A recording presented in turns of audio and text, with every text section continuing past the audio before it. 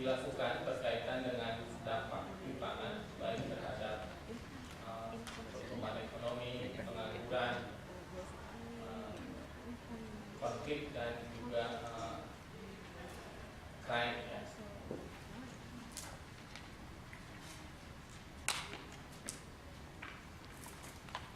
Seperti kita ketahui bersama bahwa ketimpangan di Indonesia dalam 10 tahun terakhir ini meningkat sangat signifikan ya. Dari tahun 2000 sekitar 0,32 dengan Gini rasio menjadi 0,41 pada tahun 2011. Walaupun setelah itu bertahan pada level itu pada tahun 2012 dan 2013. Nah, sudah banyak diskusi mengenai apa penyebab dari meningkatnya ketimpangan ini. Tapi dalam topik hari ini kita lebih ingin melihat apa dampak atau konsekuensi dari peningkatan ketimpangan ini. Dan itu juga sebenarnya akan menjawab pertanyaan mengapa kita penting untuk memperhatikan tren mengenai ketimpangan ini. Karena kalau tidak mungkin ada dampak-dampak yang tidak kita antisipasi sebelumnya yang mungkin bisa membuat kita terkaget-kaget. Baik, mengenai workshop ini sendiri pada hari ini kita akan bagi menjadi 3 sesi. Dalam sesi pertama kami dari Lembaga Penelitian SMERU akan menyampaikan, mempresentasikan salah satu studi kami mengenai dampak peningkatan ketimpangan ini terhadap pertumbuhan ekonomi dan pengangguran yang akan disampaikan oleh teman saya, Athia Yumna, dan kemudian akan dibahas oleh Matthew Wai-Poi dari Bank Dunia. Matt ini di Bank Dunia juga memimpin satu tim yang menganalisis mengenai persoalan ketimpangan. Jadi nanti bisa sekalian share juga beberapa temuan dari studinya. Kemudian pada sesi kedua akan dipresentasikan, di-share hasil studi yang dilakukan oleh Audrey dan teman-teman di PNPM Support Facility mengenai dampak ketimpangan terhadap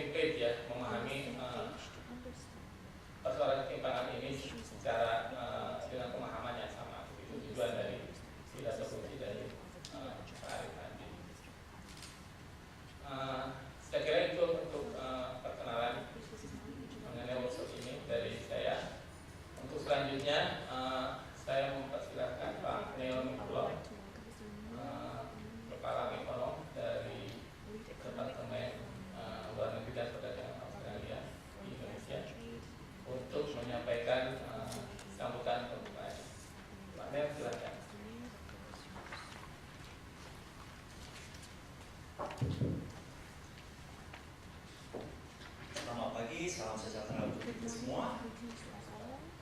Senang sekali rasanya saya mendapat kesempatan untuk memberikan kata pengantar pada loka karya tentang ketimpangan yang diselenggarakan oleh SMERU. Sebagaimana kita ketahui, ketimpangan di Indonesia kini meningkat, ditandai dengan naiknya koefisien Gini dari 0,32 pada sekitar 10 tahun yang lalu menjadi lebih dari 0,41 pada saat ini. Yang oleh Pak Asad tadi. Ini adalah peningkatan ketimpangan yang sangat cepat dan memprihatinkan. Akibatnya telah terjadi banyak sekali diskusi publik tentang ketimpangan akhir-akhir ini.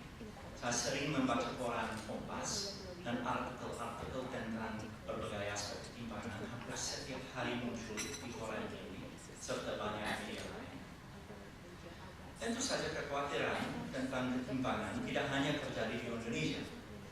Buku berjudul Capital in the 21st Century karya Thomas Piketty telah menarik perhatian dunia. Cukup jarang buku yang ditulis oleh ekonom dikatakan blockbuster, meledak di pasaran. Tetapi buku yang satu ini memang demikian adanya. Karya Piketty tersebut telah mengundang perdebatan panas mengenai apakah kapitalisme tak terhindarkan lagi akan menyebabkan peningkatan ketimpangan, dan kalau benar demikian, kebijakan seperti apa yang tepat untuk mengatasinya. Bahkan IMF pun telah mengambil tindakan dengan membuat sebuah laporan penting yang menyatakan bahwa ketimpangan adalah masalah besar bagi banyak negara di dunia dan mengemukakan rekomendasi tentang kebijakan-kebijakan yang tepat. Salah satu masalah mengenai perdebatan tentang ketimpangan ialah bahwa perdebatan itu sering dipanas-panasi. Ketimpangan merupakan suatu persoalan hal mana orang-orang terlebih dahulu sudah punya keyakinan ideologis yang kuat untuk menyikapinya. Sebagian kalangan menganggap bahwa ketimpangan itu secara inherent salah, dan kalangan ini yakin bahwa kebijakan publik seharusnya diupayakan semaksimal mungkin untuk membuat hasil-hasil pembangunan terdistribusi lebih merata bagi semua orang. Sementara itu, kalangan lain berpendapat bahwa sedikit ketimpangan bisa menjadi merupakan hal yang baik, karena hal tersebut memberikan insentif untuk kerja keras dan keterampilan, dua hal yang tanpa itu perekonomian tidak akan berjalan dengan baik. Banyak kalangan berpendapat bahwa fokusnya haruslah diarahkan pada upaya untuk mempromosikan kesetaraan kesempatan dan kesetaraan akses. Dalam hal ini pun masih terdapat perbedaan-perbedaan yang sangat besar. Masyarakat miskin memiliki akses yang jauh lebih terbatas terhadap segala layanan kesehatan, pendidikan, infrastruktur, dan keuangan dibandingkan dengan masyarakat yang lebih kaya. Ketimpangan hasil-hasil pembangunan yang kita amati sering kali disebabkan oleh timbangnya akses terhadap berbagai layanan dan kesempatan. Namun, ada juga perselisihan pendapat mengenai apakah ketimpangan memang perlu dikhawatirkan. Sebagian kalangan mengatakan bahwa fokus hendaknya lebih diarahkan pada upaya penanggulangan kemiskinan ketimbang penanggulangan ketimpangan. Dengan kata lain, tujuan utama seterusnya hanyalah meningkatkan sejahtera masyarakat miskin. Kita tidak perlu khawatir tentang apa yang terjadi pada kelas kaya atau kelas menengah. Sementara itu, kalangan lain berpendapat bahwa pilihan-pilihan kebijakan yang dibuat oleh pemerintah dan masyarakat dipengaruhi secara kuat oleh ada atau tidaknya hubungan sosial yang erat antara kelompok-kelompok sosial yang berbeda. Karena itu, kalangan ini memandang melebarnya kesenjangan antara yang kaya dan yang miskin sebagai hal yang mengkhawatirkan, mengingat kesenjangan tersebut dapat memperbesar kemungkinan bahwa kebijakan-kebijakan publik tidak dibuat berdasarkan kepentingan mayoritas ataupun kepentingan masyarakat miskin. Ada pula perselisihan pendapat mengenai apakah ketimpangan sebenarnya berdampak terhadap hal-hal yang kita pedulikan. Sebagai contoh, apakah ketimbangan yang tinggi mengurangi tingkat pertumbuhan? Jika ya, maka kalaupun Anda hanya peduli tentang kemiskinan, orang bisa saja berpandangan bahwa mengurangi ketimbangan itu merupakan hal yang baik agar kita bisa mencapai pertumbuhan yang lebih tinggi. Serupa dengan itu, sebagian kalangan berpendapat bahwa ketimbangan bisa menimbulkan konflik dan kekerasan. Kalau hal ini benar, maka mengendalikan ketimbangan mungkin merupakan poin penting untuk mempertahankan stabilitas sosial. Dalam situasi yang kompleks dan secara politik sulit, bagaimana kita bisa menemukan kebijakan yang tepat? Jawabannya adalah bukti.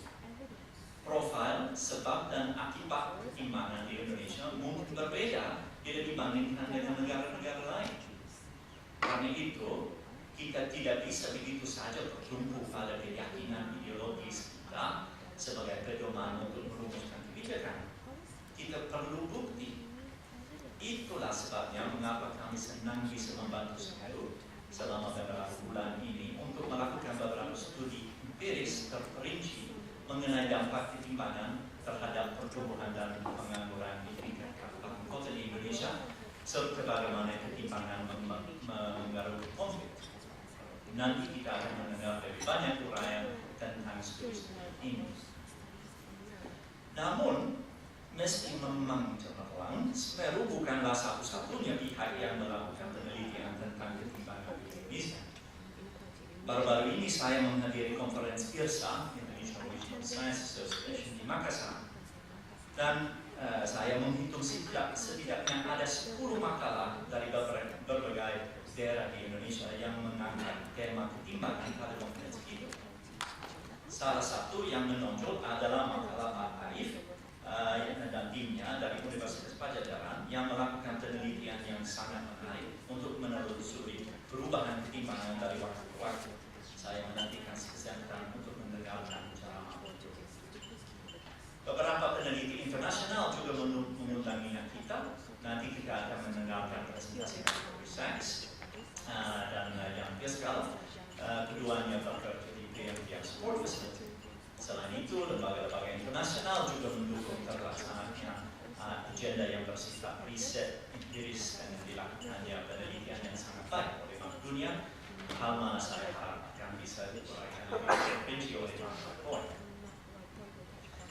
Sebagai penutup, seperti yang telah kita ketahui, sebentar lagi akan berlangsung pemilihan presiden dan wakil presiden Indonesia, dan ketimpangan sebagaimana selayaknya dalam menjadi topik hangat. Siapapun yang akan memenangi pemilihan nanti, amat penting kiranya bahwa kebijakan mereka untuk mengatasi ketimpangan didasarkan atas bukti-bukti terbaik yang tersedia, baik dari Indonesia maupun dari negara-negara lain. Karena itu, saya ingin menyampaikan rasa penghargaan kepada Pak Asep dan seluruh anggota tim SMERU yang dalam menyelenggarakan lokakarya ini.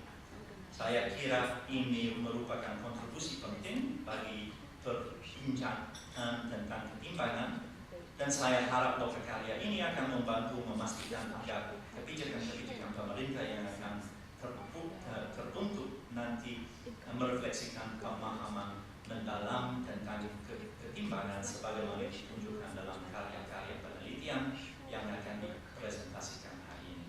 Selamat berlokakarya.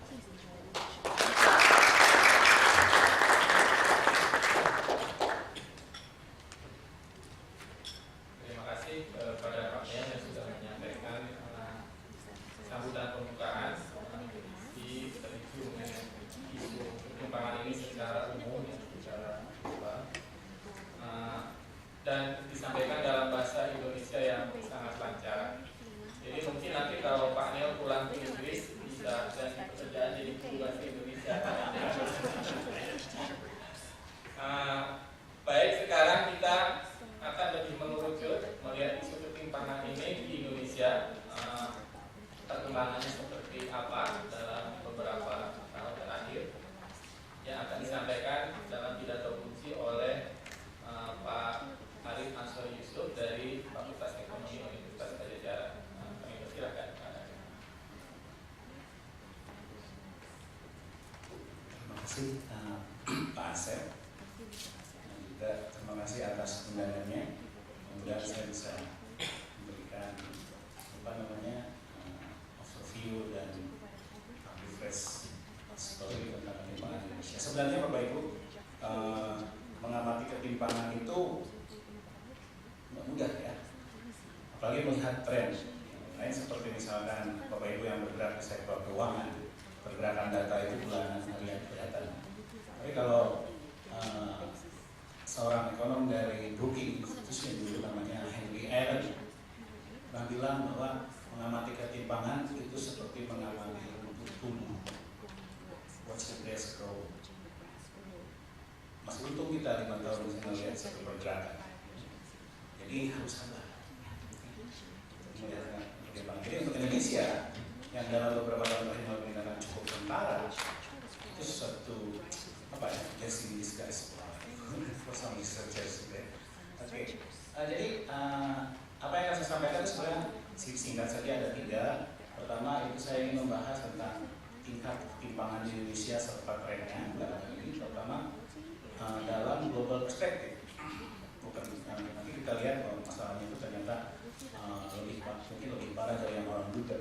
Terus yang kedua mengenai khusus untuk trennya untuk beberapa indikator yang ketimpangan dan juga yang menurut saya relevan untuk dilihat.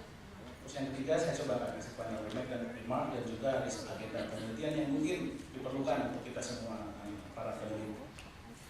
Oke, yang pertama ini saya ingin membandingkan antar negara antara di suhu horizontal itu adalah income per kapita dalam purchasing power politik, kemudian yang kiri itu adalah Gini Index.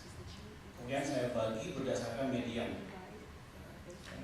Dan ini dan data yang terkini yang saya punya menunjukkan bahwa kalau kita bagi berdasarkan median tersebut, Indonesia itu sebenarnya berdasarkan masuk ke dalam kategori low income high inequality.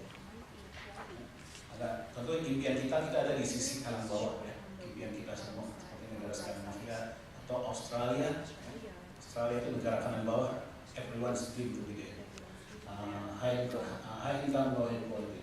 Indonesia itu yang menarik dari tahun 10 tahun sebelum reformasi dari tahun 91 ke 2000-an itu sebenarnya kita mengalami progres yang cukup baik.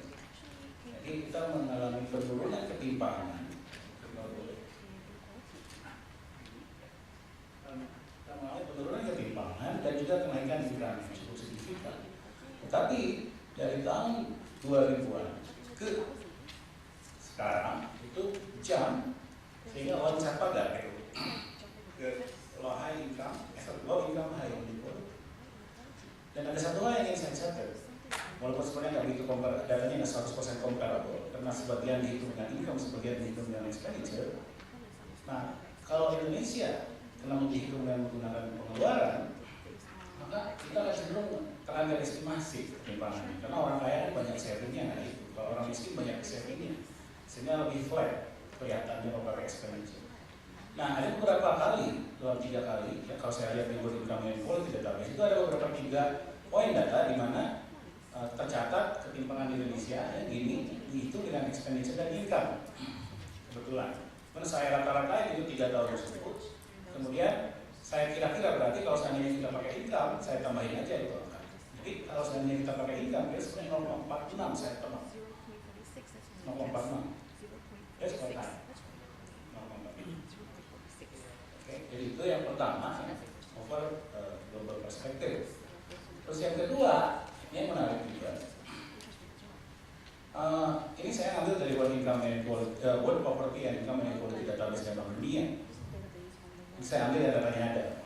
I know ini mungkin ada sample selection, tapi ini yang ada. Saya tidak pilih-pilih. Cuman saya apa yang ada di data tersebut.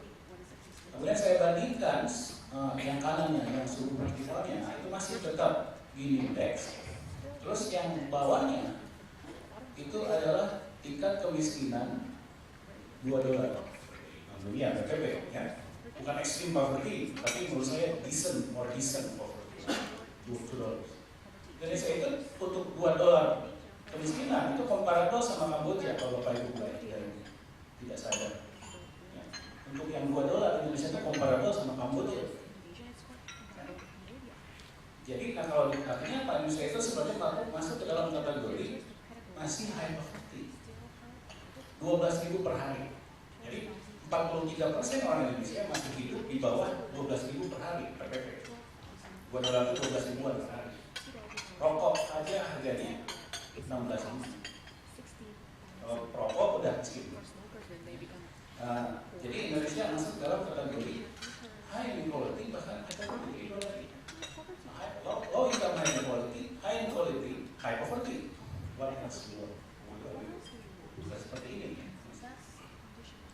Yang kedua, terakhir tadi data ini saya ingin mencoba menjawab how is the trend of Indonesian inequality dalam satu dekade terakhir dibandingkan dengan negara-negara lain, karena banyak yang bilang ya ketimpangan yang terjadi di Indonesia itu diimpor.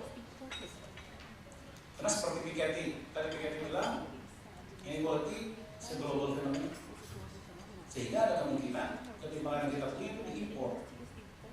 Berarti yang salah bukan policy kita, tapi yang salah adalah external shock misalnya, globalisasi dan lain-lain happen di semua negara. Saya ingin tunjukkan bahwa bukan itu.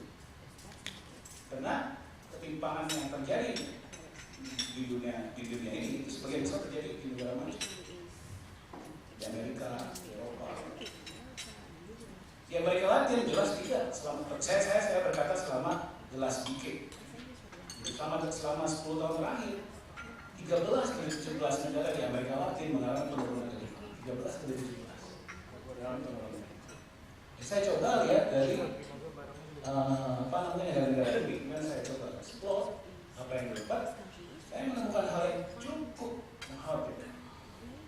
Jadi selama 10 tahun terakhir, ini kebetulan karena datanya scatter ya di dalam database tersebut, jadi saya nggak ambil 1 tahun, tapi ambil the most recent, satu dekade itu the most recent awal sampai the most recent akhir, kemudian saya rata-ratain over 3 moving average, 3 years moving average, nah, supaya kosong, 3 years moving average, dan juga saya cek robustness-nya dengan different time period dalam years tadi. Saya menemukan dari data yang ada di dalam database itu untuk development countries, Indonesia selama 10 tahun terakhir itu mengalami peningkatan ketimpangan yang paling cepat. Nomor 1 rankingnya. Ketika negara-negara lain sebagian besar mengalami penurunan. Untuk indikator-indikator lain juga sama, misalnya yang kiri bawah itu saya menggunakan tahun yang berbeda, yang kanan bawah itu saya menggunakan share dari 20% tertinggi. Ini semua change. Jadi saya ingin menunjukkan bahwa ketimpangan yang terjadi di Indonesia itu kemungkinan besar bukan diimpor. Berarti produk lokal. Kita harus lihat apa yang terjadi antara kita sendiri. Nah ini yang sebenarnya ini sudah hampir semua orang tahu. Seperti Bapak Ibu lihat ya. Yang kanan itu Lawrence Curve tahun 93, 2003, 2013, 2 periode ya. Itu untuk peneliti yang senang dengan ketimpangan, bukan senang ketimpangan, peneliti ketimpangan melihat pergerakan dalam Lawrence Curve itu tidak sekali. Jarang sekali pergerakan Lawrence Curve kasat mata. Karena apalagi kalau saya suka melakukan dampak policy ya terhadap ketimpangan, ketika melakukan shocknya kecil, shock yang besar, kadang-kadang ketimpangan kelihatan bergerak gitu. Tapi kalau ada shock yang cukup besar, itu ketimpangan gerak, wah saya bisa bikin gambar Lawrence Curve itu kelihatan perbedaannya bagus sekali. Nah ini kita mengalami gambar Lawrence Curve yang pergerakannya cukup kasat mata. Saya lihat gitu loh. Dari tahun 93, di tahun 93 ya drop ke 2003, di 2003 loncat, kenapa kan 2013. Dan ini meningkat terus tahun 93 ke 2013. Jadi sekarang kita tidak mengamati lagi grass growth, tapi mengamati yang lebih cepat dari grass. Oke, nah ini pertimbangan. Jadi Indonesia has reached historical high ini toxic. Dan yang menarik, fenomena yang dapat dia meningkatnya itu 10 tahun terakhir. Dan mungkin ada kaitannya dengan something yang terjadi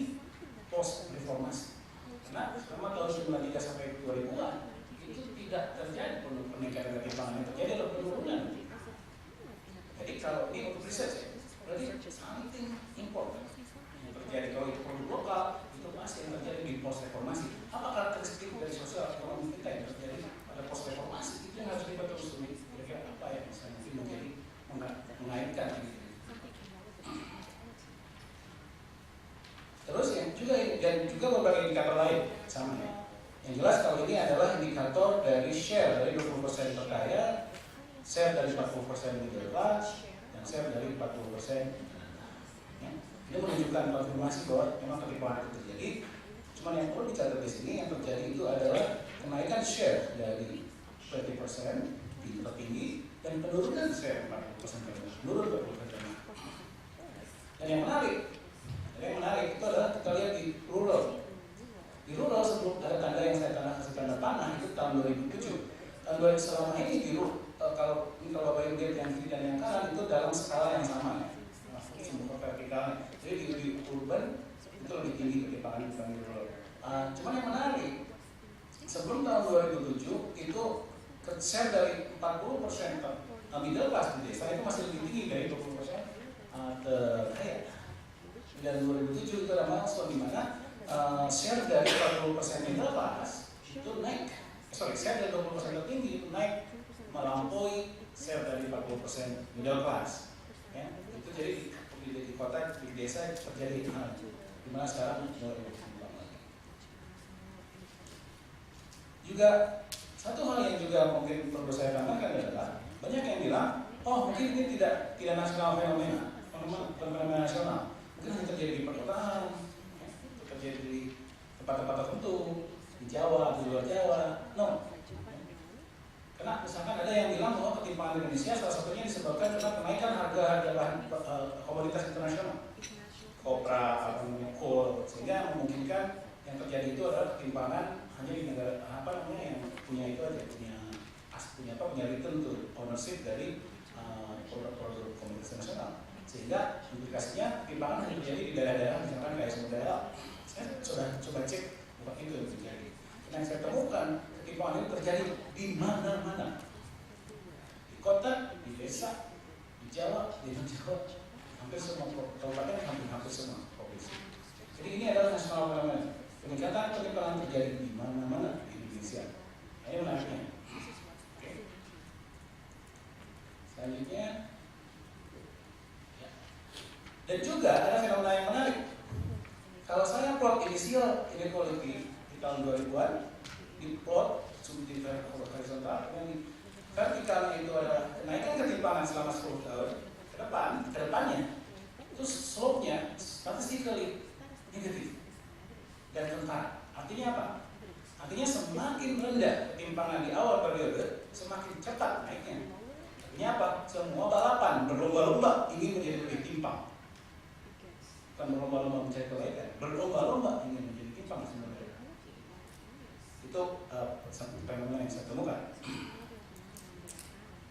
Nah, ini juga yang menarik juga. Pertama, concern saya karena di Kota Bandung. Di Kota Bandung itu pertumbuhan ekonomi itu rata-rata 8-9% per tahun di Kota Bandung. 8-9% naiknya. Ketika pertumbuhan ekonomi nasional 5-6%, Bandung 8-9% per tahun. Tetapi kemiskinan bertambah. Kok bisa gitu? Pertumbuhan ekonomi 8-9%, kemiskinan bertambah. Nah, kemudian saya plot data dari tahun 2003 ke 2013 kemiskinan kota di kota dan desa. Kemudian saya lihat juga ketimpangan pada saat ini supaya saya bisa memetakan. Kemudian saya bedakan mana yang kota, mana yang bukan kota atau kabupaten. Yang menarik yang saya temukan adalah kalau untuk garis vertikal itu yang 0, kemiskinannya 0, kenaikannya semua untuk di daerah sebelah kanan, daerah yang ada implicit kemiskinan itu ternyata cukup banyak. Jadi cukup banyak kabupaten kota Indonesia yang selama 10 tahun terakhir mengalami kenaikan kemiskinan poverty head count. Saya cukup menarik. Kemudian kalau saya bagi dua mana yang already equal, mana yang tak begitu equal, bisa temukan itu hampir semua daerah yang mengalami kenaikan kemiskinan selama 10 tahun terakhir itu daerah-daerah yang memang ketimpangan sudah cukup sangat tinggi. Artinya apa? Artinya ini sangat serius. Makanya konferensi kayak Yusuf ini sangat relevan. Karena kalau banyak kota di Indonesia yang mengalami kenaikan kemiskinan pada saat yang sama ketimpangannya tinggi, bukan hanya polisi yang kita perlukan, tapi polisi itu polisi gitu. Karena namanya kecemburuan di kota itu. Jadi apa namanya, orang miskin atau orang yang miskin secara relatif di desa itu kan, di kota itu kan jauh lebih sengsara daripada di desa. Karena melihat langsung how big is the gap di kota ini. Ya kalau sengsara melihat. Nah, nanti ada survei yang membuktikan itu. Melihat Pak-Paknya. Terakhir slide. Kemudian saya coba untuk melihat juga, ya, untuk membandingkan persentase dari perkembangan expenditure itu. Saya bandingkan misalkan 90% dengan 50, persentase 90 dengan 20, persentase 50 dengan 10. Apa yang saya lihat di sini? Yang saya lihat dinamika itu bukan terjadi antara middle class dengan the poor. Ada, tapi tidak. Yang tinggi dinamikanya itu adalah antara 99 persentile dengan bukan dengan yang paling miskin lagi, dengan middle class dengan 50. Jadi artinya kenaikan rasio antara income 90% terkaya dengan 50% median itu lebih tinggi, paling tinggi dibandingkan dengan 50 ke 10 yang disebut 99 ke 10 ya, yang masukin koordinasi of the chart. Tapi ini adalah 90 ke 20. Jadi saya lihat misalkan yang dari 90 ke 50 itu naik 40% rasionya dibandingkan dengan yang 50. Ini artinya apa? Artinya mungkin ini harus dikonfirmasi. Mungkin story-nya itu mainly about the very rich. Kalau saya bilang very rich relatif, mungkin kita semua di sini masuk 1%. 5% tertinggi kayaknya. Kita semua di satu ruangan ini 5% tertinggi. The very rich living everyone behind. Jadi, karena ada yang bilang, apakah ini tentang middle class, the rising middle class? Datanya menunjukkan tadi tidak seperti itu.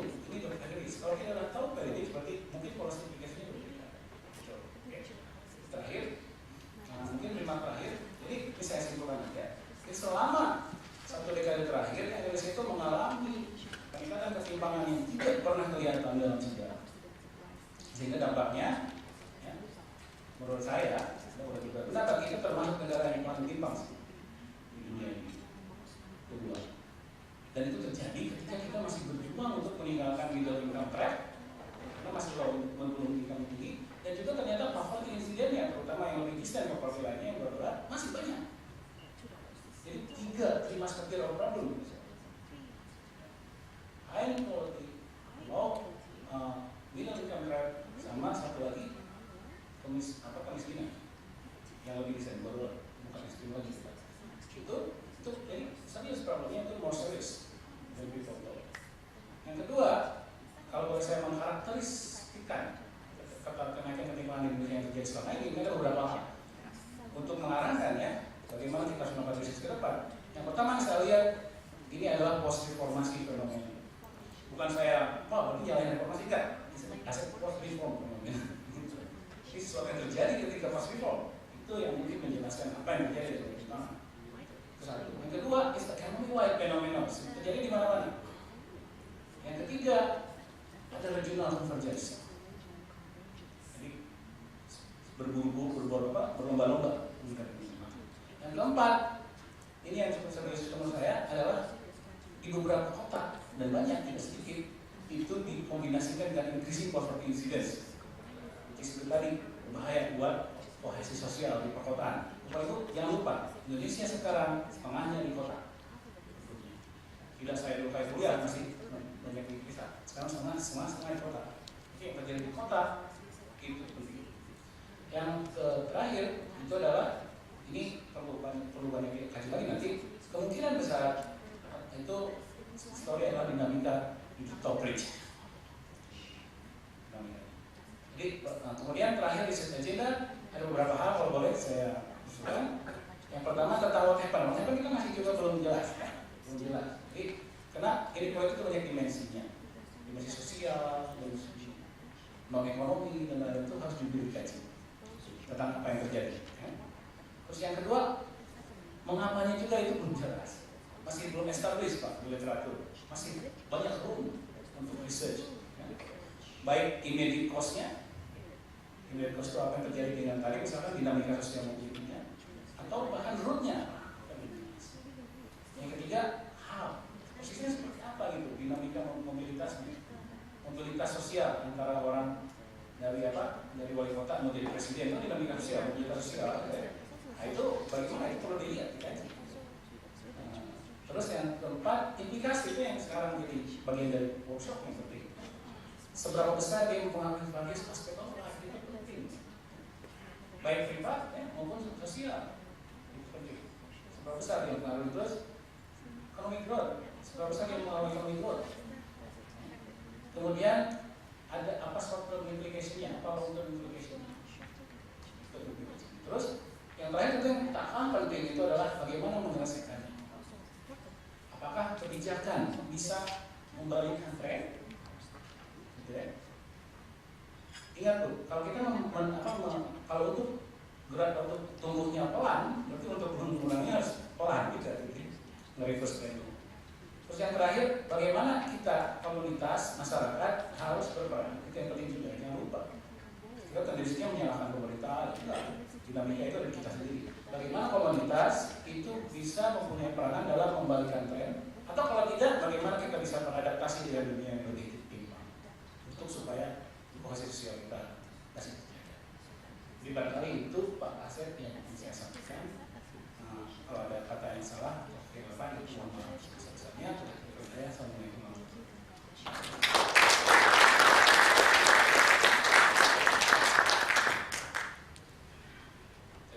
Pak Arief atas pencerahan yang telah diberikan, walaupun gambarannya ternyata sangat refreshing. Dan saya yakin kita banyak pertanyaan, tapi dalam pembukaan itu tidak ada sesi tanya jawab. Tapi Pak Arief nanti akan berpartisipasi dalam sesi ketiga dalam panel. Jadi kalau ada pertanyaan silakan nanti bisa disampaikan dalam sesi ketiga Pak Arief.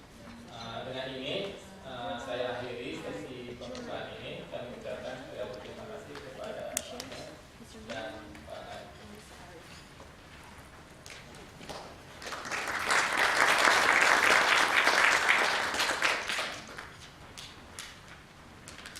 Baik, kita akan langsung lanjut dengan sesi pertama, yaitu mendiskusikan dampak ketimpangan terhadap prosperity, terhadap kesejahteraan, khususnya terhadap pertumbuhan ekonomi dan tingkat pengangguran, yang akan disampaikan oleh rekan saya Ibu Athia Yumna. Kami persilakan untuk ke depan. Dan sebagai pembahas adalah Pak Wai-Poi dari Bank Dunia. Saya persilakan. Athia adalah seorang peneliti senior di lembaga penelitian SMERU. Dalam 6 bulan terakhir kami melakukan studi ini melihat dampak ketimpangan yang terjadi yang tadi digambarkan oleh Pak Arief terhadap pertumbuhan ekonomi dan tingkat pengangguran Indonesia. Seperti apa hasilnya? Saya silakan buat dia untuk menyampaikannya.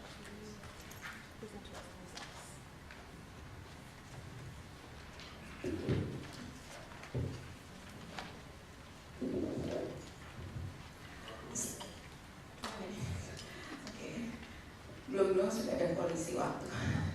Assalamualaikum warahmatullahi wabarakatuh. Salam sejahtera untuk kita semua. Bapak-bapak, ibu-ibu sekalian, perkenalkan nama saya Athia Yumna, peneliti di lembaga penelitian SMERU. Seperti yang Pak Asep infokan sebelumnya, jadi selama 6 bulan ini kita dari sejak Januari 2014 hingga sekarang berkutat di penelitian tentang bagaimana mengestimasi dampak dari ketimpangan, dampaknya terhadap pertumbuhan ekonomi dan tingkat pengangguran di Indonesia. Saya akan menjelaskan hasil penelitian kami hingga saat ini, karena sebenarnya jadi dalam penelitian itu seninya hingga saat last minute pun kita masih terus berusaha mencari penjelasan atas apa yang kita temukan gitu ya. Jadi saya akan menjelaskan proses penelitian ini dan hasil yang kita temukan hingga saat ini. Jadi nanti akan ada open discussion di mana kita bisa diskusi lebih lanjut atas apa yang kami temukan. Oke, struktur dari presentasi saya hari ini. Pertama saya akan menjelaskan bagaimana rasional atau alasan dari studi yang kami lakukan. Kemudian juga framework teori yang kami gunakan. Kemudian ada apa ketimpangan, jenis ketimpangan yang kami gunakan dalam penelitian ini. Definisi ketimpangan seperti tadi juga sudah disinggung oleh Pak Arief, itu sangat banyak dimensinya, tipenya juga. Nah, pada section measures of inequality saya akan menjelaskan apa yang kami gunakan exactly dalam penelitian ini. Kemudian model dan datanya, yang terakhir estimasi result hasilnya, dan kemudian kami juga melakukan beberapa robustness test dan analisis sensitivitas, diikuti dengan yang terakhir dengan conclusion, kesimpulan. Ini yang tadi sudah diomongin terus-menerus di depan, bahwa ketimpangan konsumsi atau ketimpangan pengeluaran di Indonesia itu meningkat selama 10 tahun terakhir. Saya tidak akan berbicara lebih banyak lagi. Kemudian mengapa ini menjadi persoalan? Karena sebenarnya pada satu sisi jadi kami di tim penelitian banyak membaca berbagai literatur tentang ketimpangan, tidak hanya yang di Indonesia tapi juga around the globe. Jadi kenapa ketimpangan itu matters, kenapa dia penting? Itu karena pada satu sisi ketimpangan itu sangat berhubungan dengan dimensi ketimpangan yang lain. Jadi ketimpangan konsumsi itu sangat berhubungan dengan ketimpangan akses, education, pendidikan, kesehatan, dan juga public service. Tetapi di sisi lain, seperti juga tadi Nel sampaikan bahwa masa sih ketimpangan itu jelek banget gitu ya, jelek sekali. Jadi banyak juga peneliti, banyak juga ahli yang berpendapat bahwa ketimpangan juga dapat mengencourage pasar untuk berinvestasi lebih, sehingga ekonomi tumbuh seperti itu ya. Jadi kesimpulan dari berbagai literatur yang kami baca dan yang kami pelajari hingga saat ini itu menyimpulkan bahwa sebenarnya tidak ada konsensus, tidak ada kata sepakat apakah ketimpangan itu mempengaruhi secara negatif terhadap pertumbuhan ekonomi dan juga aspek pembangunan yang lainnya. Itu sebenarnya yang tujuan yang akan kita tangkap dalam penelitian ini.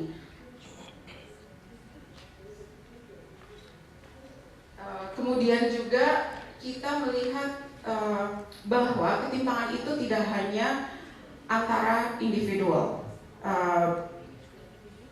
Ini yang disebut dalam literatur adalah vertical inequality. Jadi ketimpangan itu juga ternyata ada yang di antara grup, between groups. Horizontal inequality yang dimaksud seperti itu. Dan juga dimensi lain dari ketimpangan, tidak hanya dimensi expenditure atau konsumsi, tetapi juga ada education inequality and others. Yang itu semua bisa berpengaruh terhadap ekonomi. Nah, pemahaman yang sama terhadap bentuk, tipe, dimensi, kemudian ketimpangan ini akan sangat penting untuk kita mengarahkan kebijakan yang tepat bagaimana untuk mengadres masalah ketimpangan ini.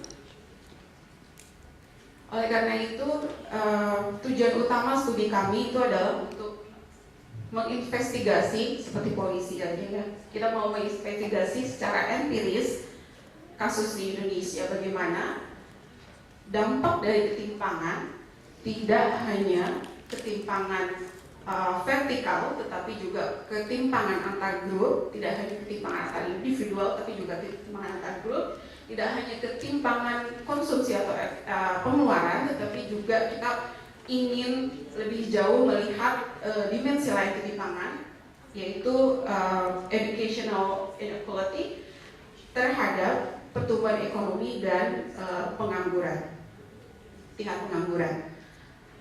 Yang kita lakukan sekarang adalah penelitian empiris di Indonesia. Itu kita mengeksploit ya data kabupaten, panel data set itu dari tahun 2000 hingga tahun 2012. Kemudian saya secara singkat saja menjelaskan apa yang framework teori yang kami gunakan dalam penelitian ini. Jadi kalau kita bisa sekali lagi dalam literatur itu ada two-way causal relationship between inequality and development. Jadi yang pertama itu adalah bagaimana pembangunan ekonomi mempengaruhi ketimpangan. Ini yang orang sangat terkenal, Kusmet, dia membangun teori ini. Jadi bagaimana pertumbuhan ekonomi itu bisa menyebabkan ketimpangan. The idea-nya itu channelnya Baro menjelaskan bahwa ada pergerakan pekerja dari sektor pertanian ke sektor industri, seperti itu. Kemudian yang causal relationship yang lain itu adalah bagaimana ketimpangan mempengaruhi pertumbuhan ekonomi. Nah, yang di ketimpangan pertumbuhan ekonomi ini ada beberapa channel, ada beberapa hubungan yang sudah dieksplor oleh literatur sebelumnya, seperti itu. Ini adalah channels of inequality to economic growth. As you can see here, so complicated. Jadi so many theories that explain inequality affecting economic growth. Yang pertama itu adalah channelnya melalui ketimpangan, kemudian meningkatkan tingginya ketimpangan, itu meningkatkan saving rate karena yang menabung lebih banyak adalah tentunya orang kaya, sehingga saving rate-nya meningkat. Saving rate ini digunakan oleh dalam perekonomian, digunakan untuk technological advance dan sebagainya, sehingga yang itu akan meningkatkan pertumbuhan ekonomi, sehingga hubungannya adalah positif dari ini.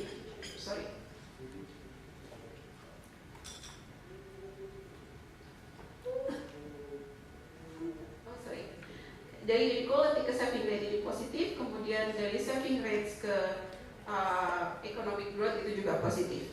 Yang kedua itu adalah teori tentang redistribution, political economy approach di sini. Jadi para ahli berargumen bahwa ketimpangan itu akan meningkatkan influence, pengaruh dari median voter yang itu adalah orang miskin. Mereka akan meminta lebih banyak redistribution dari orang kaya ke orang miskin, sehingga kekayaan itu mengalir dari kaya ke miskin.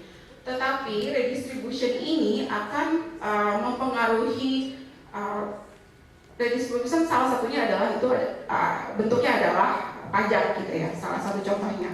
Nah, ahli menganggap pajak ini itu adalah distorsi bagi ekonomi, sehingga berpengaruh negatif terhadap ekonomi growth. Tetapi ada juga ahli yang berpendapat bahwa taxation atau pajak itu sangat berguna bagi orang miskin. jadi bisa orang miskin lebih mudah mengakses pendidikan, mengakses kesehatan dari pajak yang dihasilkan dari redistribusi ini, sehingga akan meningkatkan economic growth. Sehingga ada dua hubungan positif dan negatif di sini. Credit market constraint ini juga sama, dia akan berpengaruh negatif terhadap economic growth, rent seeking, political instability, inequality akan meningkatkan konflik, yang itu akan mengurangi pertumbuhan ekonomi dan sebagainya, seperti itu.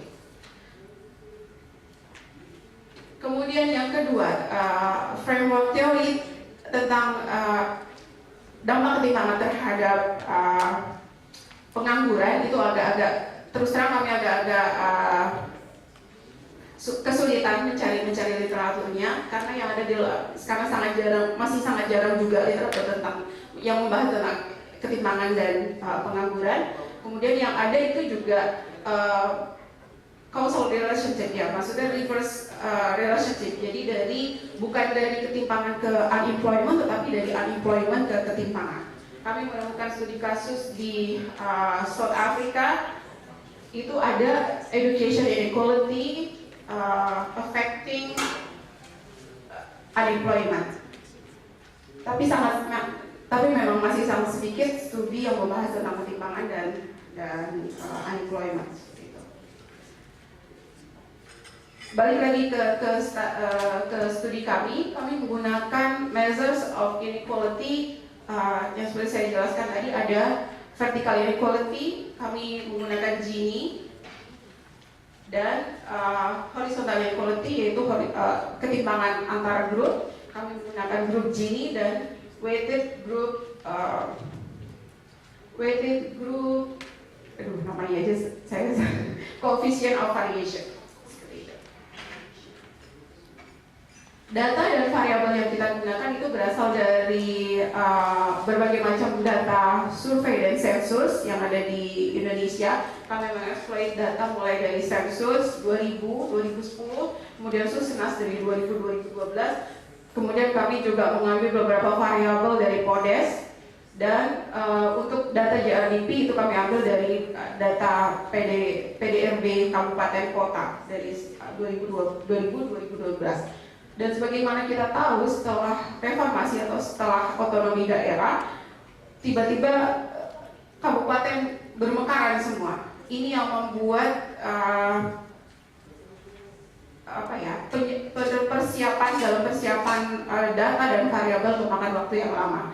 Jadi bagaimana kami mematchingkan ID antara kabupaten di 2000 dengan kabupaten di 2001, 2002, dan seterusnya.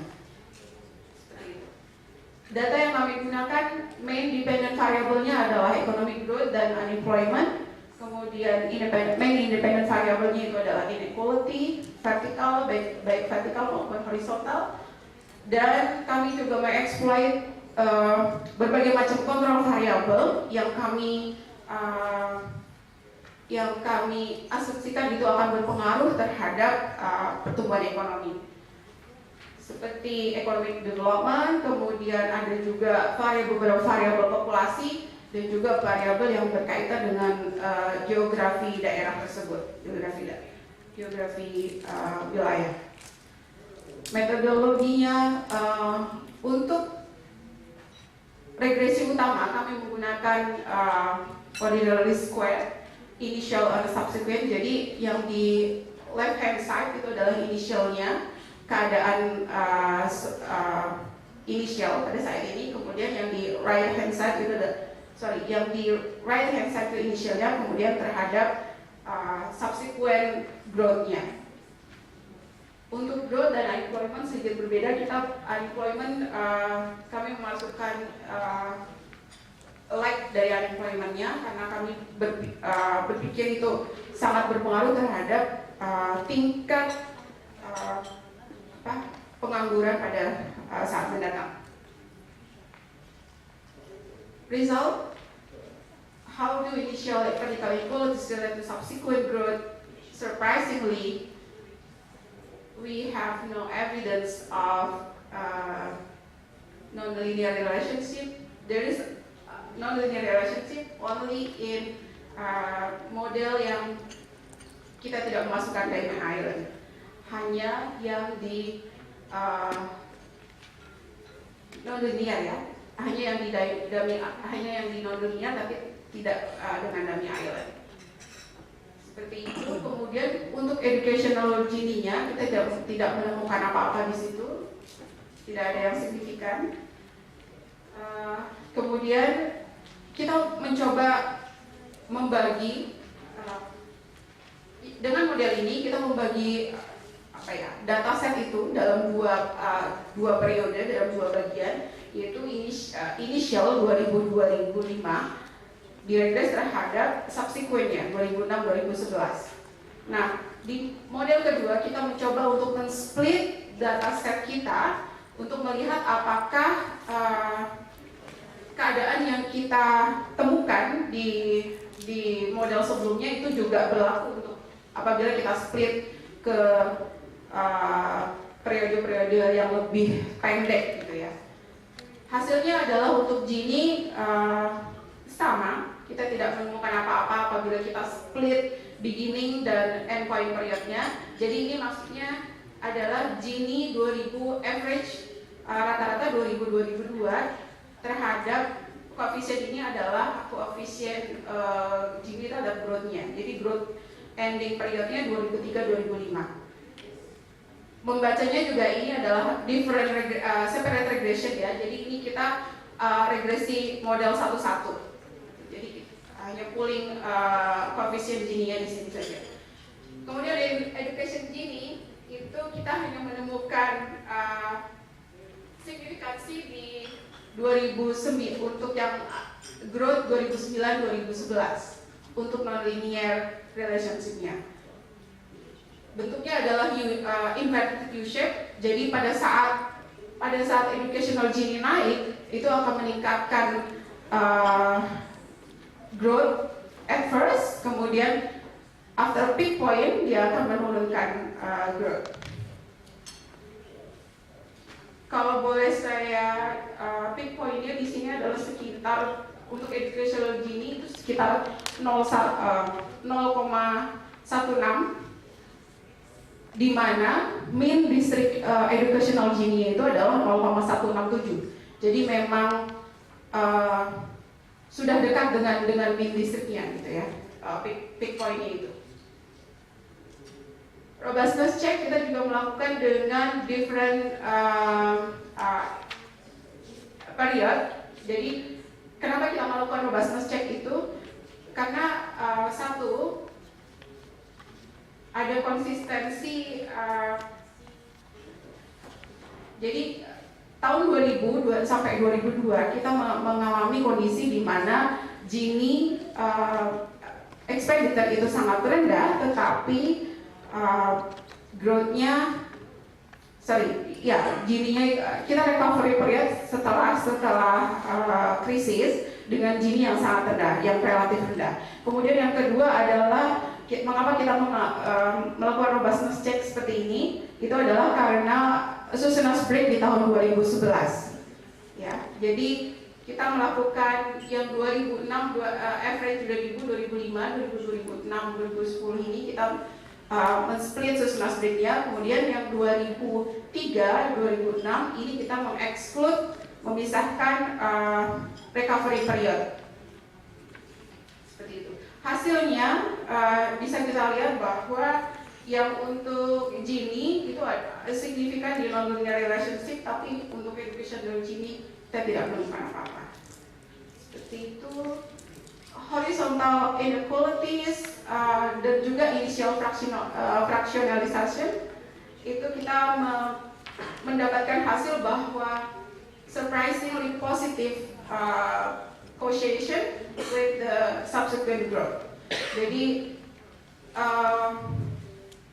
in the sense that increasing Gini associated with increasing growth. This is ini tentunya sangat terbuka kita untuk berdiskusi mengapa akhirnya hasilnya seperti ini. Gitu. Kemudian horizontal inequalities on growth, kita juga melakukan robustness check dengan fixed effect and random effect. Tidak menemukan sesuatu yang berbeda secara signifikan. Random effect-nya ini ada yang signifikan di non-linear, tetapi at the same time ketika kita melakukan Hausman test itu banyak yang harus kita pilih itu adalah yang fixed effect. Kemudian yang unemployment yang striking result itu adalah yang untuk educational Gini. Dia ada non-linear relationship baik yang dengan dummy island atau tidak. Poinnya di sini, poinnya juga di one poinnya 167 dengan mean districtnya 173. Kemudian kita split lagi periodenya menjadi 3 tahunan. Kita menemukan yang tadinya Gini tidak ada apa-apa di situ. Kemudian ketika kita split tahunan itu dia ada relation, ada causation or relationship di 2009-2011. Yang educational Gini ini tetap ada non-linear relationship di situ baik di short term maupun yang di yang di mid term atau yang di long term. Untuk horizontal inequalities kita menemukan hasil yang menarik juga di sini. Jadi kebanyakan yang di growth terhadap growth itu tadi ethnicity horizontal inequalities based on ethnicity dia positif, tetapi di sini negatif. Kemudian yang horizontal inequality yang based on religion di sini sign-nya adalah negatif dan signifikan. Jadi ketimpangan horizontal antara grup agama satu dengan grup agama lain ini akan ketimpangan yang tinggi akan menurunkan growth. Robustness check untuk vertical inequality itu still the same. Untuk Gini kita masih menemukan U-shape relationship di sini. Ya, U-shape. Kemudian yang Gini itu adalah inverted U-shape. Dengan hasil tersebut, dengan ini kami berkesimpulan bahwa studi ini sangat penting, paling tidak dalam 2 hal, yaitu pertama lack of evidence of inequality impact in Indonesia. Jadi studi ini sebagai pintu pembuka bagi studi-studi selanjutnya. Saya pribadi itu seperti saya sudah selesai membuka kotak Pandora 1, kemudian ketemu lagi dengan kotak Pandora kedua. Nah, ini adalah beginning point di mana kita sudah membuka kotak Pandora 1, kita akan mencari kotak Pandora yang kedua. Kemudian yang kedua adalah Indonesia merupakan setting yang sangat kaya untuk kita melakukan penelitian tentang ketimpangan yang itu tidak bisa dilakukan dengan cross country analisis sebelumnya. Jadi ada persoalan measurement error, ada perusahaan omitted variable, ada perusahaan unobserved variable di cross country analysis sebelumnya yang bisa kita minimize di Indonesian context. Ya. Kemudian different measures of inequality, jadi berbagai dimensi ketimpangan inequality itu ternyata berhubungan dengan outcomes, dengan apapun itu outcomes ya, yang sudah kita lakukan di sini adalah yang berhubungan dengan growth dan unemployment, tapi dampaknya itu berbeda gitu, masing-masing tipe dimensi itu. Kemudian the finding also show kalau kita tidak menemukan little overall relation between consumption Gini and subsequent growth. Kemudian yang education Gini itu mungkin bisa dijelaskan dengan subsequent employment. Jadi subsequent employment dapat dijelaskan dengan education, ketimpangan di education. Yang terakhir adalah ada tendensi dari hasil-hasil yang kita dapatkan tadi bahwa hubungan antara ketimpangan dengan outcomes itu adalah non-linear relationship. Ini yang harus kita cermati sangat dengan hati-hati ya, karena mungkin saja ketimpangan pada saat sekarang ini tidak berbahaya, tetapi itu akan changing over time, akan berubah dengan waktu. Dan itu yang harus kita antisipasi, bagaimana policy respon terhadap persoalan ini dapat kemudian mengatasi isu ketimpangan itu sendiri, tapi juga bisa mengatasi isu-isu pembangunan lainnya. Dan yang terakhir saya ingin membuka open discussion. Masih sangat banyak kekurangan dari penelitian kami. Limitasinya adalah inequality. Kita menemukan in a sense inequality have an impact. Tapi kenapa dan bagaimananya kita sebenarnya itu yang masih meraba-raba. Channelnya seperti apa, alasannya kenapa seperti itu, kenapa bisa tadi misalnya horizontal inequality based on ethnicity itu bisa positif hubungannya dengan growth. Itu yang challenge selanjutnya dari penelitian ini dan penelitian selanjutnya. Cukup sekian dari saya. Terima kasih atas perhatiannya. Assalamualaikum warahmatullahi wabarakatuh.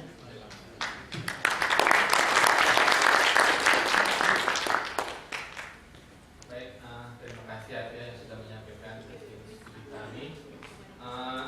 Ini bahasa yang disampaikannya masih sangat teknis ya, karena memang studi ini sendiri masih berjalan, jadi masih continue, sehingga kami belum sempat menerjemahkan hasilnya ke dalam bahasa manusia normal.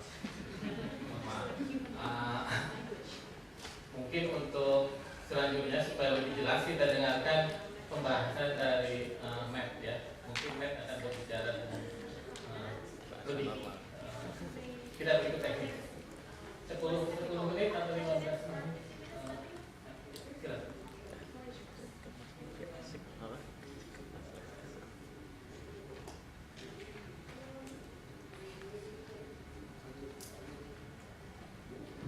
Okay, so first of all, thank you to ASIC for the invitation to participate today. So, as Asif said, my name is Matt Wai-Poi, and I'm an economist working on poverty and inequality at the World Bank. I think this is an incredibly important issue, and I'm thrilled to see not only the work from SMERU, but also from Audrey and Yumna being presented today. The bank is also working on some major inequality projects at the moment as well, and I think a lot more evidence is required on this important but difficult topic.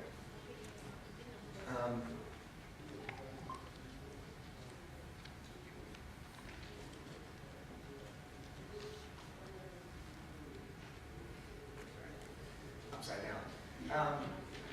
So first, let me start by just sort of reinforcing something that Arief said in his keynote speech, which is the speed of the increase and the size of the increase in inequality in Indonesia. So this is drawing actually on the same database as he did in his work. I won't dwell on it too much, simply to say that within the region, the magnitude of the change in the consumption Gini in Indonesia was the largest, and these aren't strictly comparable periods, but we've done our best with the data there.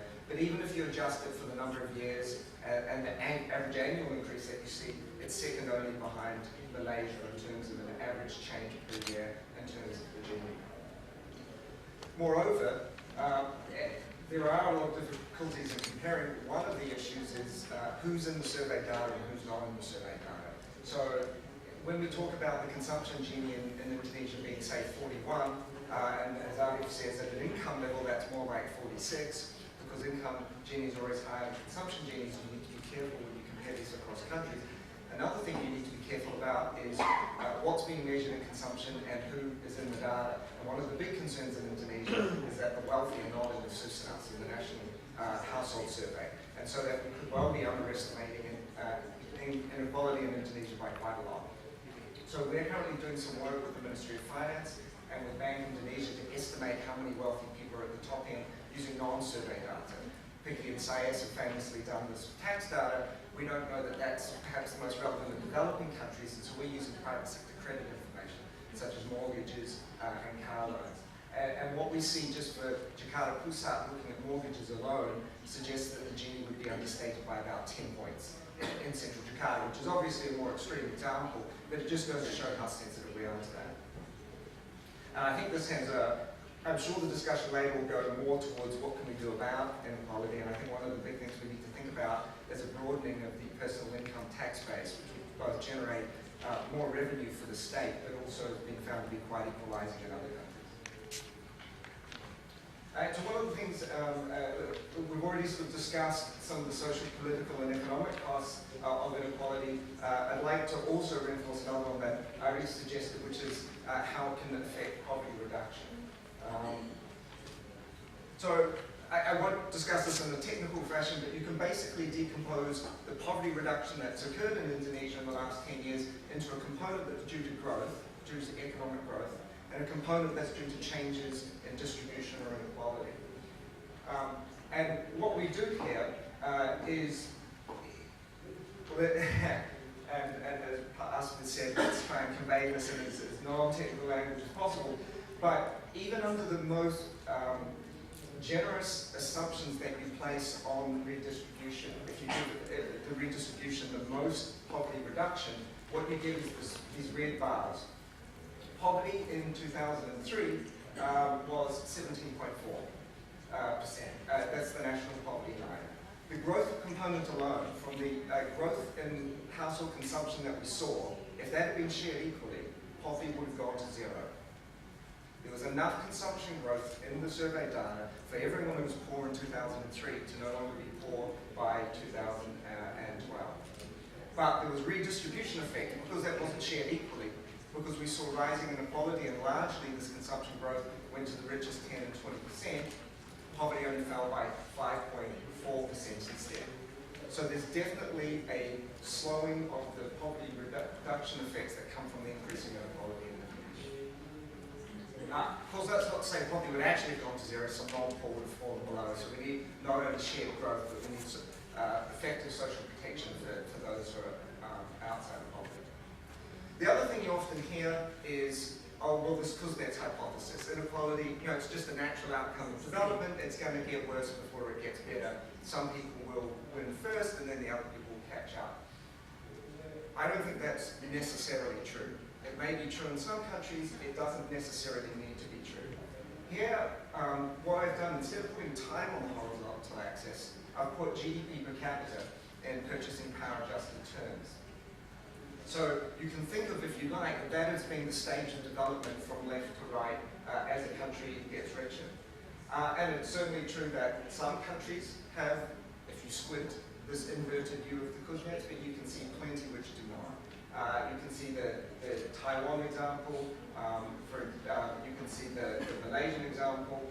These are not inverted views. It is possible to have economic development without increasing inequality. This is, instead of looking at the region, just looking at countries that have a similar GDP per capita as Indonesia. And again, you could perhaps point out Thailand and argue that over that similar stage of development, that's an inverted view, but you can point out a number of others, such as Armenia in there, where you see the opposite result. So it's not, I'm not saying that there needs to be there's no set relationship between inequality and growth. Okay, so let me discuss briefly the paper presented today. I'll just make the first remark that a few of my points were based on a previous version of the paper, and I saw today in the presentation that some of these numbers have changed. So I'll point that out when we come along. So firstly, let's talk about what I liked about this paper. To begin with, they identify upfront and in the conclusions as one of the important pieces of this work, the weaknesses of cross-country regressions. And you just saw in the previous graphs that is not necessarily these strong relationships between countries. And yet a lot of the international evidence on the relationship between inequality and growth is based on exactly these cross-country regressions. And so, as we've been discussing, differences in definition, policy, development environments, and so forth, really limit the validity, I think, of these cross-country regressions to tell us much about this relationship. So being able to use this district panel within a country is an important data set to be able to examine this relationship. And so that's what this does. This provides new evidence from an intra-country panel. And it's these types of analyses that I think can more convincingly add to what we know about causal relationship. Well, what can we generalize, when we've got multiple studies of these across countries, but all within countries, we can see what can be generalized across those studies and what appears to be context specific. The other thing I like a lot about it, and has been emphasized in the presentation of the paper, is the non-linearity, the way inequality enters into the specifications in a non-linear fashion. I think this is really important. The theories are often non-linear, and so it seems that that's the way we should be looking to find the effects.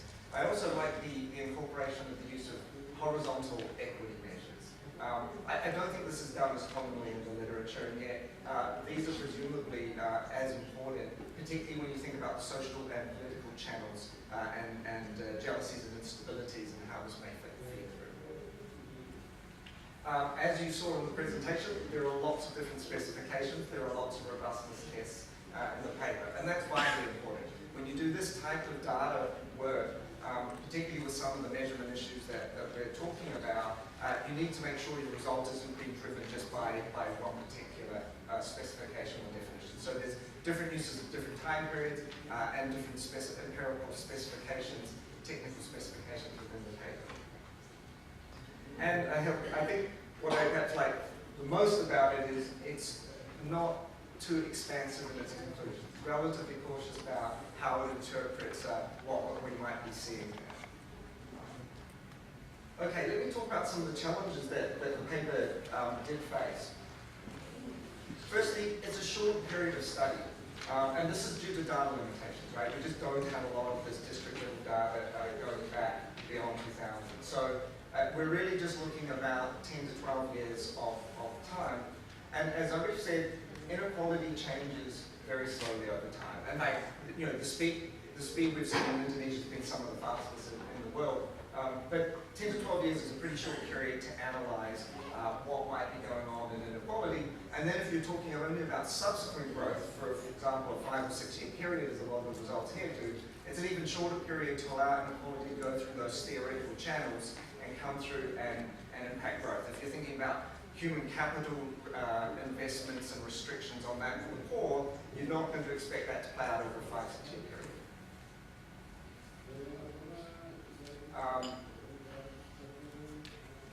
There's also a lot happening in this particular period of study. As we've already discussed, there's recovery from Chrismon, there's decentralization and democratization, and there's a commodity boom. So I think what we all agree is this is a new period of rising inequality in Indonesia. Arief thought that there was sort of a slight decline in inequality in the period leading up to that. I think that the paper and I take the view that it was relatively stable, perhaps not declining, but pretty flat. So there's a question of what can we say about this new period and how will that play out in the future? To what extent that we see any of these results, will it continue? Is it a guide to the future? And you see in the robustness tests how sensitive some of these results are to the choices of the time period. One question on that, a smaller point, was just, there also seems to be a different specification being used for the horizontal work versus some of the other, but we can come back to that, it's not a big deal. One thing I would raise on a technical point of view is GRDP is being used as a control in here, and yet, but we don't have mean per capita consumption, and these two aren't necessarily strongly correlated. Papua is a classic example of a high GRDP, but a low mean per capita consumption.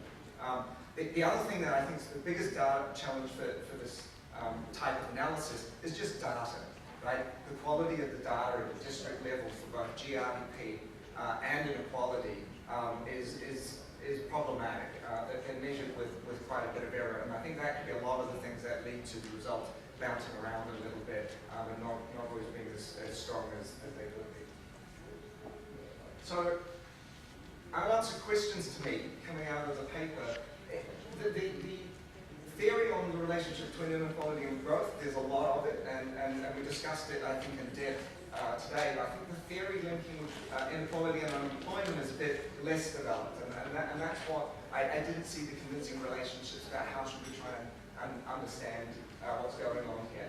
You know, we know that unemployment in Indonesia is relatively low, but you've got rising inequality. But you've got high youth unemployment, and anecdotally, you know, if we think about the Arab Spring, the connection between inequality, high youth unemployment, and instability probably needs to be explored more. And then the educational inequality and growth theory, I think, would probably be fleshed out further. Unanswered questions in terms of the evidence. So firstly, how will we interpret a non-linear relationship between horizontal inequalities and growth? You know, the theory talks about the economic inequalities in growth, and that it's non-linear because initially incentives to hard work and innovation, you want higher inequality, but beyond a certain point there are many, many reasons why you think it would get worse. Why would this necessarily be non-linear with horizontal inequalities? How will we interpret the relationship between educational inequality and unemployment, where you've got a U-shaped relationship between educational inequality and unemployment? And I wonder to what extent having the initial educational inequality in 2000 might reflect pre-existing underlying economic structures at a district level. And this is one where the paper I was looking at, the presentation was slightly different. In the paper initially, the religious and ethnic fragmentation results actually went in different directions, but they now seem to be more consistent in the new version. So, final conclusions. You know, the paper is carefully done. There's robust, there's tests. The interpretation is not too expansive, and I think they've worked as carefully as they can with the data. I still think, despite the fact that the results they have to be interpreted carefully, it's an important contribution to the international empirical evidence. Because as I said, these cross-country regressions are not a good way to go. And the more of these panel regressions within each country we can get, the more I think we can be convinced about the relationship. But I do agree that the results need to be interpreted with caution. The literature is currently undecided on the relationship between inequality and growth, but I think there's enough in here, particularly in terms of a non-linear inverted U-shape, that is to say, to a certain point, inequality can be good for growth because it provides these incentives for hard work and innovation, but after a certain point, the costs of inequality to growth outweigh that. And I think there's some evidence in this paper that is a concern for the rising inequality in Indonesia. Finally, I'll just offer some quick directions to think about for future research. The Gini coefficient is a pretty blunt measure of inequality. It's a scalar, one number that's trying to describe the whole shape of the distribution. When we're thinking about social conflict as one of the potential channels, to what extent is it the disparities, and Arief has already pointed this out, at the top relative to the rest that matter, rather than changes that are happening in the middle or at the bottom of the distribution. And so there are different inequality measures, technical measures that we could use to maybe explore that channel. And the other thing I would say is, what is the best? I like the fact that we're looking at horizontal inequality. What's the best way to look at it? Ethnic and religious fractionalization measures and educational inequality, I think they're important. I think it's good to look at it. But we could be looking at some other measures. So economic horizontal inequalities. So for example, this is a technical point again, but you can decompose an inequality measure into differences between groups and differences within groups. And I know you're working with the census data when we're looking at the ethnicities and religions, but just as SMERU with the poverty mapping exercise, to construct estimates of consumption from the information in there, you could then decompose those and maybe look at how much does educational inequality matter. And the very last thing I'll just point out is we also need to think about specifically some of the channels. Decentralization is one. This is some work that we presented at the Indonesia update last year. We were focusing on the impact of decentralization on poverty and not inequality, but I think it would be interesting to look at. So we looked at Pemekaran. You know, we've got this process of districts splitting and splitting and splitting in Indonesia, and what might that mean for poverty and inequality? Well, if you look at those that split, and the majority of splitters here are early splits, you know, they actually see greater reductions in poverty, and even if you control for convergence of poverty, you do get the result that there seems to be some faster poverty reduction going on there. But you also see the fact that the Gini increased by more in these splitting districts. And so this could be one channel for us to examine to see what its relationship is to inequality. And the other thing is the commodity boom. Here we were looking at the impact on poverty. It'd be interesting to look at what relationship commodity intensity has with inequality as well. So I'll leave it there and let's continue the discussion.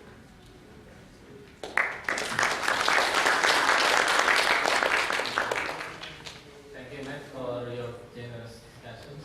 Our paper, I think they are all comments and suggestions that we can incorporate into the paper. Sudah run out of time, but maybe we will have some 2 or 3 questions from the audience. Then anybody to discuss what we have discussed so far. Kembali ke bahasa Indonesia ini, pesan dari Pak Nel secara bahasa Indonesia. Silakan kalau ada yang ingin melanjutkan pertanyaan. Semuanya sudah jelas ya. Sudah jelas bahwa dampak inequality terhadap pertumbuhan ekonomi dan pengangguran itu belum jelas. Yaitu bulannya linear dan berubah-ubah tergantung dari waktunya. Saya kira itu apa kesimpulan dari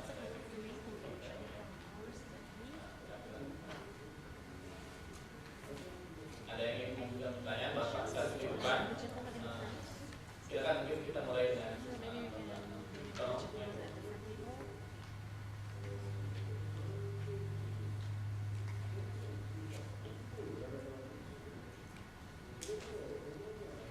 nomor pertama dari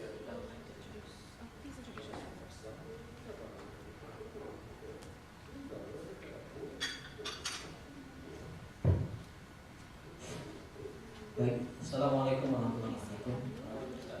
Salam sejahtera bagi kita semua. Perkenalkan, saya Athia, mahasiswa Pascasarjana Universitas Indonesia.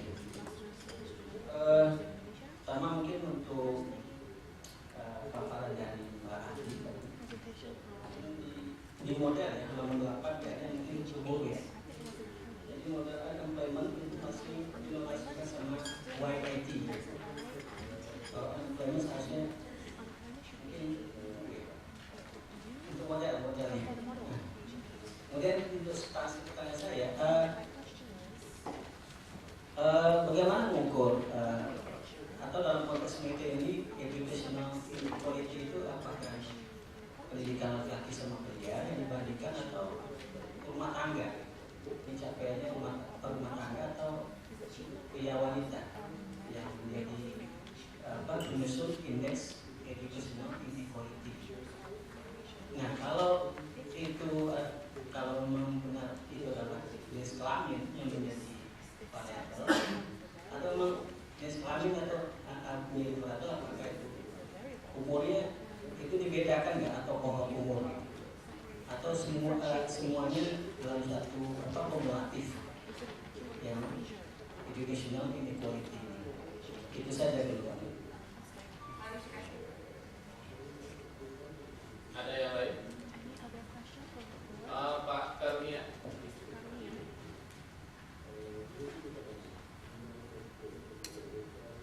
Ya, makasih Pak Sari. Ya, nama saya Carunia Firdausy, saya dari Selipi yang tidak Selipi ini saja. Ya, saya tertarik dengan Matt dan Athia. Saya kira menarik ya studi ini. Cuma saya penasaran, barangkali ada studi. Saya itu suka dengan kuantitatif ya. Tapi saya kadang-kadang itu saya anggap studi-studi kuantitatif itu less gitu. Saya yakin SMERU juga punya banyak qualitative study soal ini, tapi saya enggak melihat apakah ada support untuk data-data kuantitatif atau mungkin belum atau bagaimana saya, atau memang menurut Anda tidak perlu. Saya ingin berkomentar studi kualitatif. Terima kasih.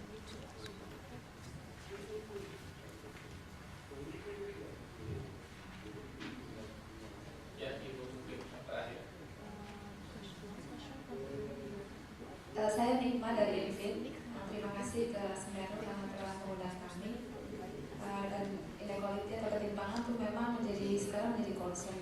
Bahkan di World Economic Forum kemarin mereka menjadikan ketimpangan sebagai salah satu global risk yang memang harus dapat diatasi secara bersama-sama. Nah, terkait dengan studi ini memang sebenarnya tadi yang disampaikan oleh Matt ya dari bagiannya itu menarik. Kita sebenarnya berharap ada elaborasi yang lebih dalam mengenai relasi ketimpangan dengan pertumbuhan. Meskipun di teori, kerangka teori bisa disinggung teorinya Kuznets, tapi itu kan sebenarnya hubungan pertumbuhan dengan ketimpangan. Kalau teori penelitian ini kita lihat ketimpangan, dampaknya ketimpangan terhadap pertumbuhan. Tapi kalau misalnya coba di cross misalnya relasi pertumbuhan dan ketimpangan atau seperti itu mungkin lebih menarik untuk bisa kita lihat. Terus yang kedua, channeling itu kan di penelitian ini kan meskipun tidak hanya melihat aspek ekonomi tapi juga ada horizontal inequality. Hanya kenapa kemudian channeling yang social instability itu kan penting juga untuk dilihat karena secara empiris kita punya pengalaman tidak mengenakan dengan ketimpangan. Kita misalnya pengalaman kita terkait konflik di Kalimantan Tengah gitu. Meski itu etnisitas, tapi sebenarnya di situ ada konflik ketimpangan yang ada. Jadi secara empiris dan secara historikal kita memiliki pengalaman dengan social instability. Nah ini penting untuk dikaji. Masih ada ya tadi.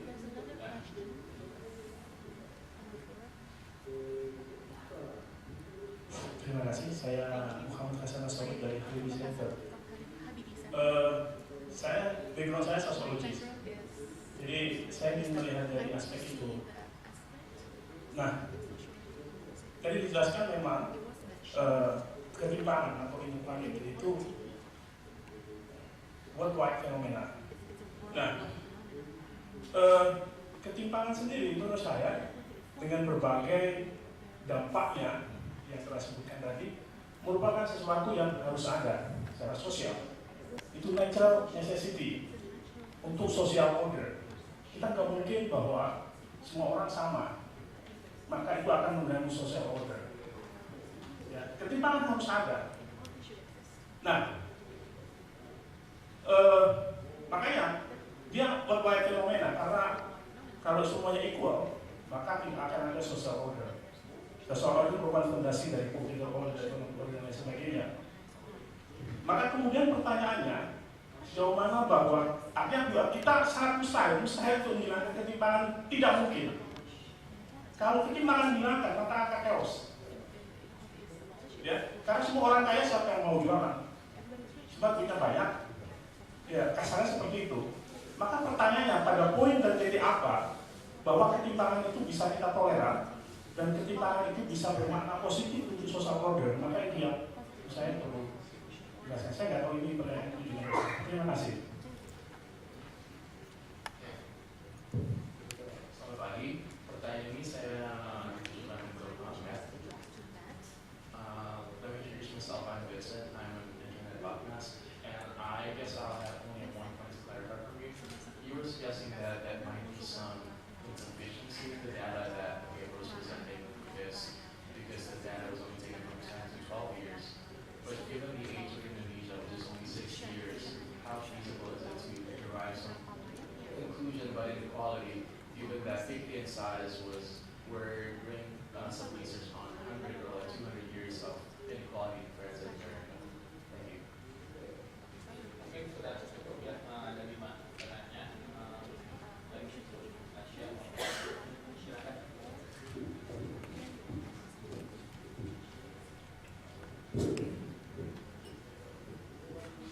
Terima kasih. Ada beberapa klarifikasi yang sebenarnya tadi Pak bisa langsung dijawab ya.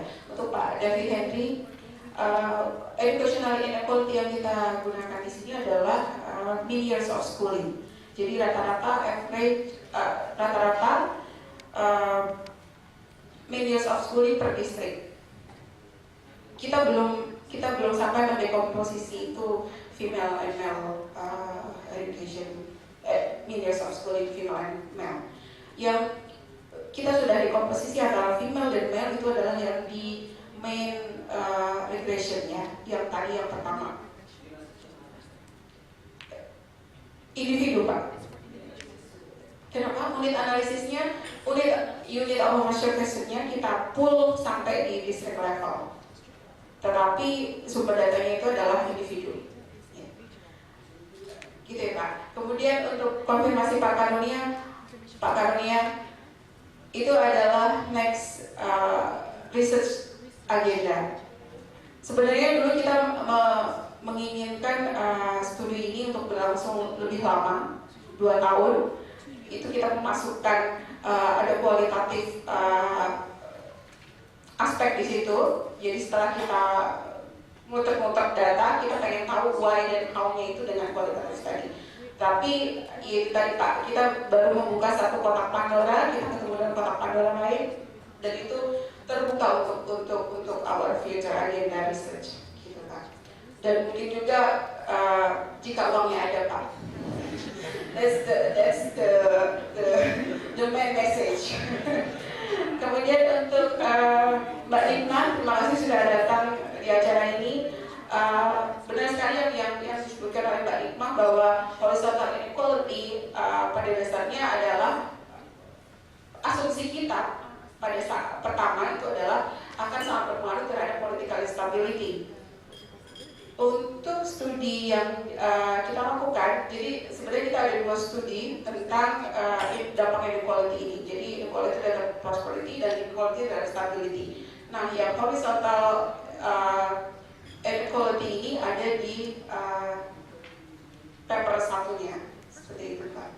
Jadi kalau misalnya nanti Mbak Yumna tertarik, kita akan share papernya, draft papernya. Apakah memang asumsi kita benar bahwa horizontal inequality itu matters, influence or affecting the political stability, those economic growth, seperti itu. Kemudian untuk yang Pak Anshory ya, terima kasih sudah datang Pak. Sebenarnya tadi seperti yang saya ungkapkan di paparan saya, kita masih sangat kurang di menjelaskannya ya Pak ya. Kita ketemu hasilnya positif, negatif, signifikan, non signifikan, tapi kita masih sangat kurang elaborasi cerita bagaimana dan kenapanya. Itu yang sebenarnya kita mau dapatkan juga dari forum ini.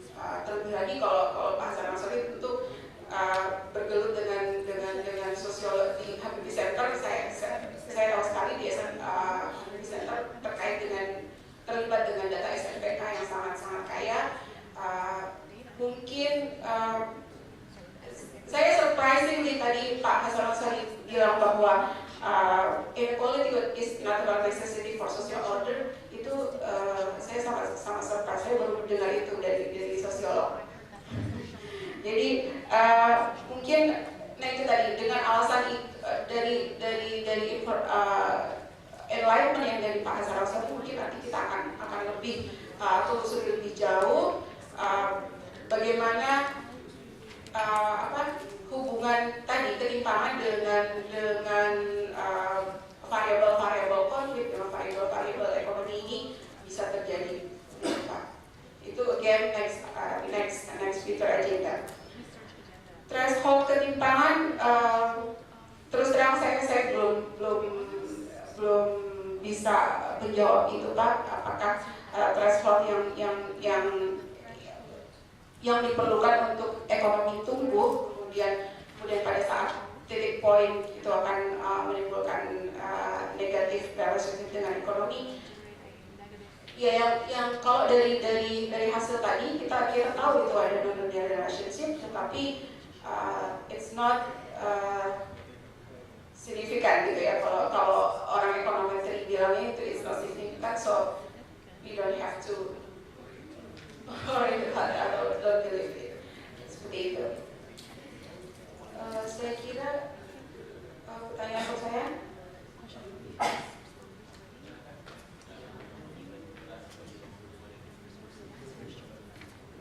Sure, okay, thanks. So on the qualitative question about other qualitative studies, I completely agree. I mean, mixed methods is the way to go to really understand social and economic phenomena.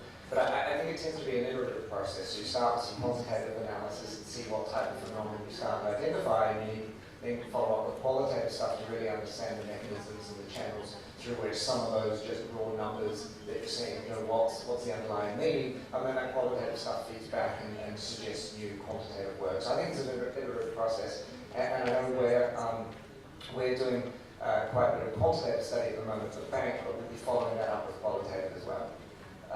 On the growth to inequality versus the inequality to growth direction, it's clearly interactive. There's clearly, theoretically and even empirically, a relationship both ways.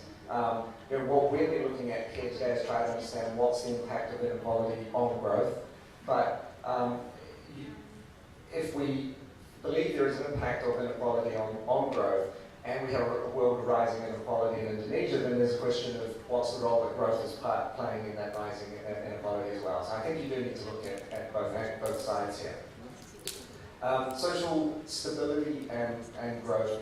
This is clearly an important channel. We'll see in the next session that the link between potential link between inequality and conflict. But there's also a link to policy making.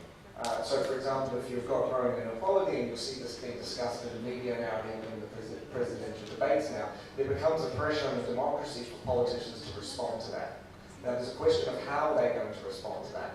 And there's a set of policies that may work to improve inequality, and there's a set of policies that may not, and some of those policies may in fact make things worse. And so when you get a noisy democracy like this, and sort of this growing unrest about the degree of inequality, there's a question of how well this is going to play in policy making. Inequality is a worldwide phenomenon and is necessary for social order. Look, I agree. I don't think there's any economists, certainly no mainstream economists, are saying we should, socialism works, right? So we're not saying that the Gini should be zero. The question is, a Gini of 30 is about as low as you'll see in the world, and they're considered to be relatively equal countries. The question is, how high is too high? So I don't think the argument is we want perfect equality. The question is we want an optimal level which rewards incentives to work hard, rewards innovation, rewards skill and merit, but doesn't get so high that you start to get a lot of the problems that we're looking at. And I think there's a related question that we should raise, and that's one of mobility. In Arief's charts that he put up, Hong Kong is an example of a high inequality country, but it also has high socioeconomic mobility. So if you're born into the lower rungs, you still have a good chance of going up and back the other way. So one thing we need to think about in Indonesia is not just the level of difference between who has some and who doesn't have some, but if you're born into a family that doesn't have much, do you still have better chances? These are the sort of policies government can work on to address inequality. And that's related to the inequality of opportunity, right? We can all agree that when you have inequality due to differences in your access to education, your access to health, your access to livelihood, that's both not good for the individuals, but it's also not good for Indonesia as a whole, not to be maximising the human capital it has. So then finally, just on the insufficiency of data, look, I agree, 10 to 12 years is a very short period of time, and if you can't even really do 60 years in Indonesia because the data don't exist or they're not comparable. But I think just because it's difficult doesn't mean we don't start looking at it now. Will we learn more in 10 years' time or in 20 years' time? Almost certainly, and as we've discussed, the Indonesians are really interesting laboratory to conduct this sort of work. I think a lot more interesting work like this will continue to come out. And now is probably the first time where we can start to squint backwards and say, enough time's elapsed, so let's just see where we're at. Thank you, Matt. Tambahan sedikit mungkin untuk Pak Carunia ya, mengenai kualitatif. Sebenarnya sekarang juga lagi kan bekerja sama dengan sedang melakukan studi mengenai persepsi masyarakat terhadap ketimpangan. Ya. Nah, ini verifikasi studi di Amerika Serikat yang menunjukkan bahwa pada saat ketimpangan menurut data objektif di Amerika itu setinggi ini, ternyata persepsi masyarakat ketimpangan itu hanya setinggi ini. Jadi persepsi masyarakat jauh lebih rendah dari kenyataan mengenai ketimpangan yang sebenarnya. Nah, ini ingin diverifikasi untuk di Indonesia apakah juga seperti itu atau bagaimana? Ini studinya baru mulai ya sebetulnya, jadi mungkin belum bisa ditampilkan bahwa kali ini mungkin mudah-mudahan nanti ada kali itu. Untuk menilai mengenai Ekonomi itu akan kita diskusikan di sesi kedua setelah kopi break sekarang ya. Jadi sekarang kita akan kopi break dulu sekitar 15 menit. Kita mohon kembali ke ruangan ini pukul 11:10. Terima kasih. Assalamualaikum warahmatullahi wabarakatuh. Setelah ini sesi 2 dan sesi 3 akan dimoderatori oleh Ibu Dina Wisnu, Direktur Padjadjaran dari Universitas Jalan.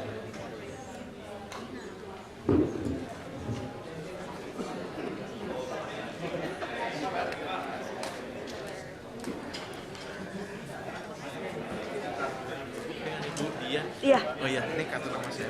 Kemarin saya email. Oh iya, saya udah terima. Iya. Makasih ya. Jadi boleh minta satu ke Pak Wijaya. Boleh, boleh. Sebab dia ada satu sedang menulis buku tentang apa namanya Inequality juga.